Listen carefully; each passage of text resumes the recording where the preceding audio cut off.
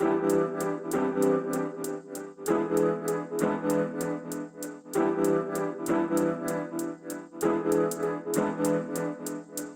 how to be a good leader, you have to be a very good listener. You have to listen to people. You have to also listen to a lot of advice.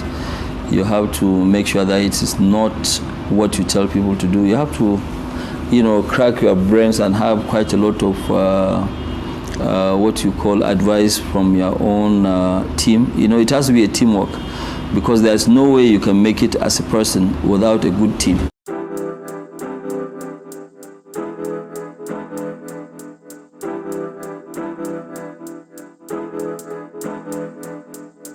And you must be consistent.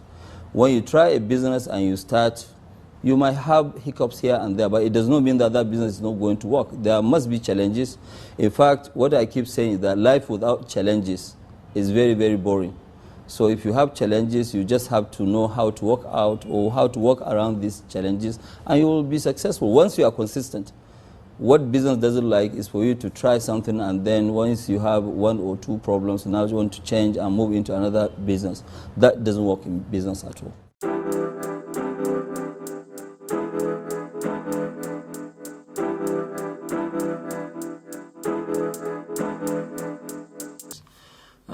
And to also take the right decisions. What I was doing 5 years ago, if I try to do them without the automation that we have today, it's just not going to happen at all.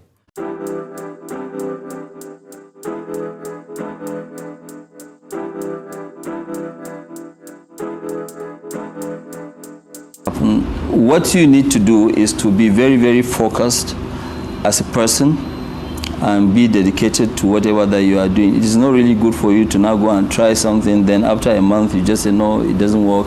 You jump into something else. I think you need to be very, very focused in what you are doing. Once you believe in what you are doing, you see, you should not take your either business or job as something that you must do. Okay, you must take it as it's part of your hobby. If it's part of your hobby, then you do it better.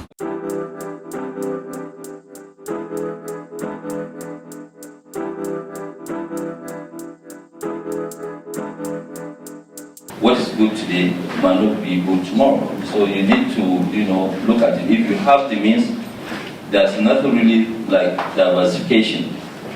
Sometimes you do quite a lot of diversification, and then you consolidate before you move forward. You cannot just keep expanding, because sometimes when you overexpand, it can cause a lot of crisis also. So you need at least once in a while to consolidate and, go on.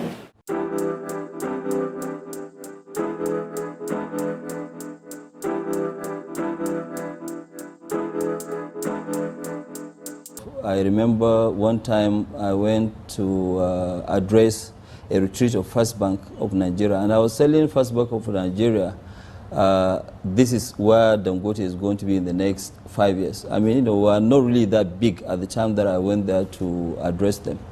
And I'm sure, they couldn't really believe what I was saying then.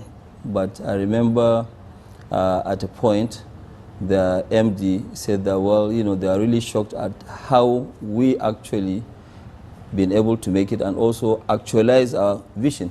So I think with this thing that she has done, I personally believe it is just beginning of the journey, because she has a vision, and I'm sure if she continues to do it, this can turn into another mega business, because like what I always say, look, for an entrepreneur, there are no boundaries. Not only that, there are no boundaries, you can actually excel much more than your own expectation. And that's really what I expect of an entrepreneur to be.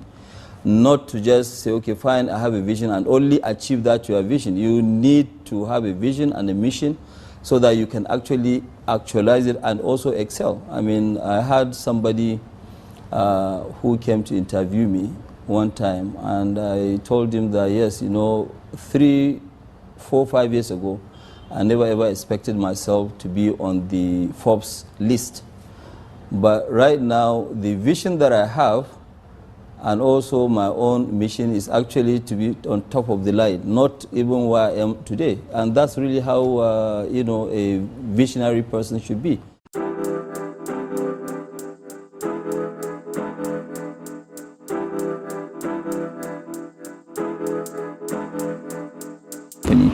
We don't really go into things that we don't understand. You know, any business that I don't understand it well, I don't do it at all. And that's really why, you know, why we are successful.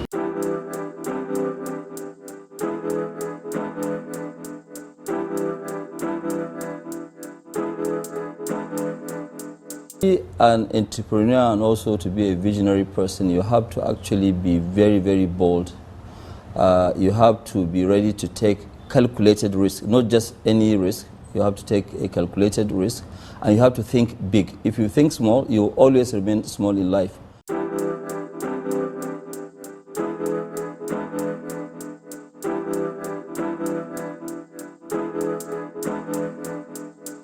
That vision, we have a strategy of how we are going to achieve the vision, which we do normally over a period of 5 years. You know, I mean, like today, we know where we are going. Even this investment that I announced of $400 million here, I didn't just sit down on my own and just say it. It is part of our strategic plan to invest in Kenya.